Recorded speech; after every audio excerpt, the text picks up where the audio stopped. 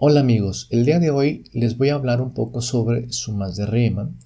Fíjense que este tema es bien importante porque nos va a permitir pasar a las integrales definidas que veremos en otros videos.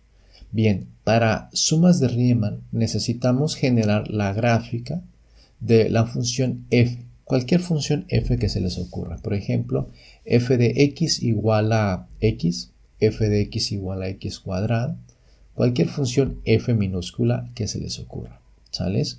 Ahora vamos a generar la gráfica de esta función en el intervalo a, b cerrado, es decir, de a b, ¿sales? Yo sé que aquí en esta imagen vienen varias cosas, nada más ahorita concéntrense en esta gráfica y que está definida de a b. Bien, pues resulta, como lo pueden ver en la gráfica y en la figura, que sumas de Riemann es el cálculo de área del área entre la curva y el eje de las x, ¿sales? Entonces, esta área pues la podemos aproximar como la suma del área de pequeños rectángulos. Ustedes pueden ver que están definidos este rectángulo y luego tenemos otro más grande y más ancho. Luego tenemos uno siguiente, luego tenemos uno siguiente. Aquí nosotros podemos ver que hay 6 rectángulos. ¿Cómo generamos esos rectángulos? Eso es bien importante. Pues para eso nosotros tenemos que tener una cierta partición, ¿sale? Que normalmente en los problemas de suma de Riemann nos la dan, donde esta partición está denotada por x0, x1, x2, x3, x4, x5 y x6. x0 coincide con el valor de A y x6 coincide con el valor de B.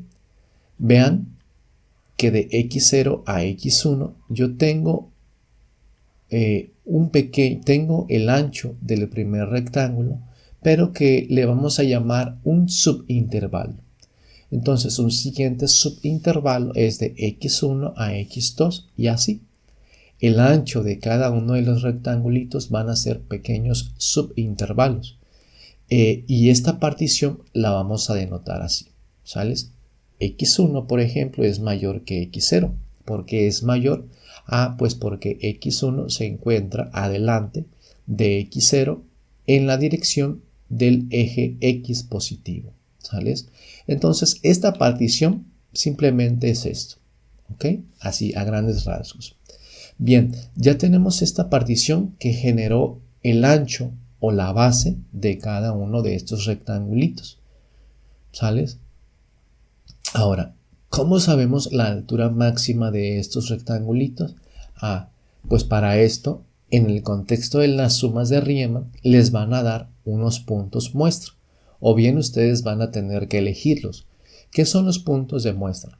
Pues los puntos muestra, por ejemplo, el punto muestra del primer subintervalo es un valor entre x0 y x1. Imagínense que x0 vale 0 y x1 vale 5.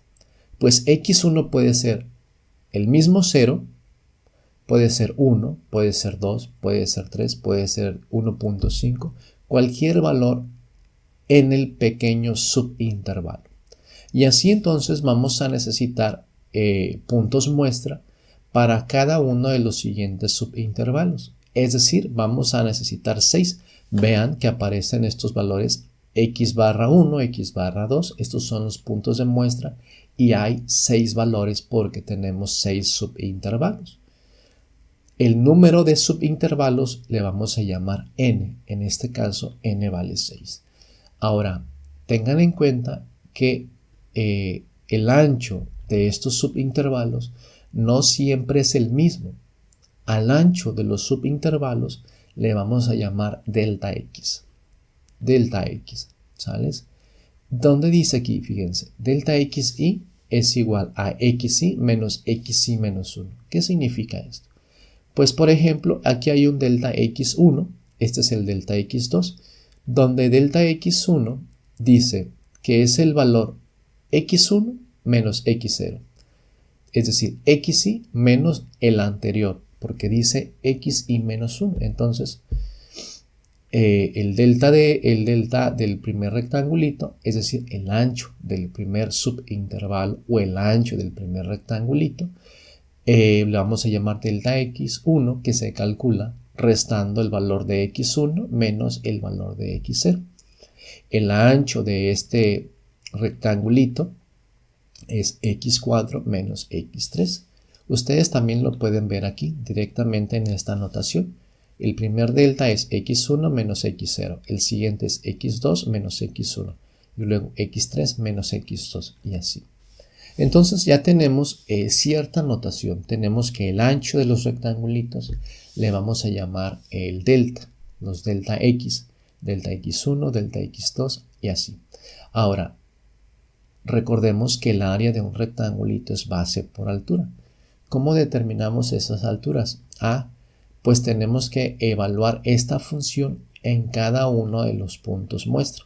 En el valor de x barra 1, por ejemplo, yo me agarro la función, por ejemplo, y igual a x cuadrado más algo, pues sustituyo en esa función x barra 1 y me va a dar un numerito que lo voy a localizar en el plano cartesiano, lo voy a poner aquí y va a coincidir con precisamente cuando ustedes le den este valor, pues va a coincidir con un punto en la gráfica que ya previamente la pudieron ver generada, pero para otros valores del eje de las abscisas, ¿sales?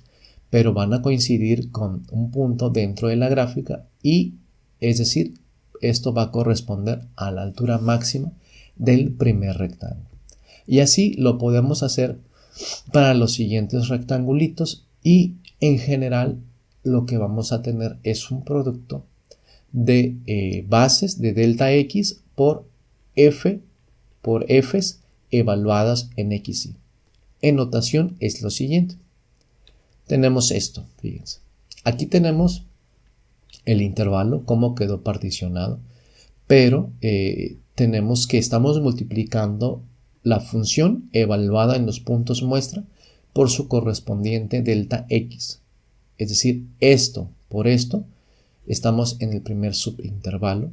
Entonces, la función evaluada por el delta x correspondiente, en este caso delta x1, me va a dar el área del primer rectangulito, es decir, es área 1. Y luego la función evaluada en este x2 por el delta x correspondiente, por ejemplo aquí x vale 2 y este vale 2, entonces estoy hablando de este punto muestra por este delta x correspondiente a, pues tengo el área A2 y así. Entonces, si yo quiero sumar estas áreas, lo puedo hacer por medio de esta notación.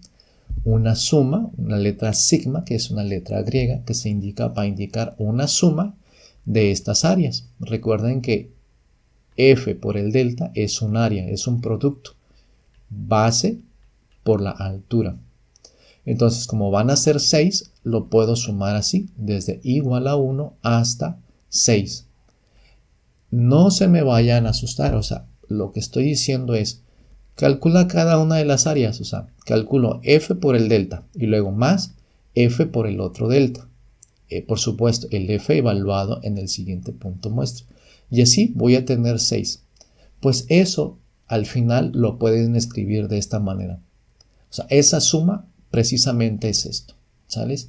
Y bajo esta notación, a esto es a lo que le vamos a llamar una suma de Riemann para f, ¿sales? Para la función f, dada una cierta partición. ¿Qué significa? Que podemos tener diferentes particiones para calcular el área bajo esta curva en el intervalo a, b.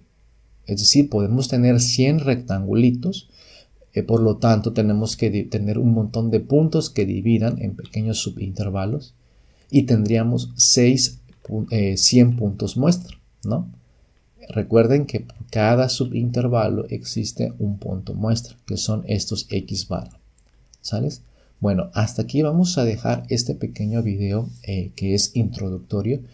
Yo sé que suena un poquito complicado por la notación, pero en los siguientes ejercicios va a quedar un poco más claro. Nos vemos entonces en el siguiente video. Hasta la próxima.